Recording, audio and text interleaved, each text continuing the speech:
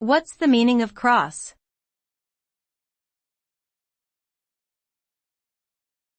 Crosse.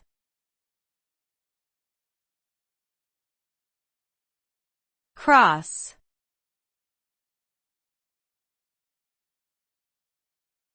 Cross.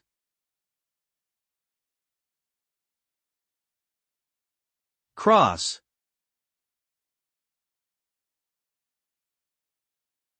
The word cross has multiple meanings depending on the context. It can refer to a stick used in lacrosse, a crosse-shaped monument, or a French word meaning cross. The most common meaning is the lacrosse stick, which is used to catch, carry, and throw a small rubber ball. In the sport of lacrosse, players use their crosses to pass the ball and score goals. The word crosse is derived from the French word crosse, which means hook. The hook-shaped end of the stick is used to catch and carry the ball.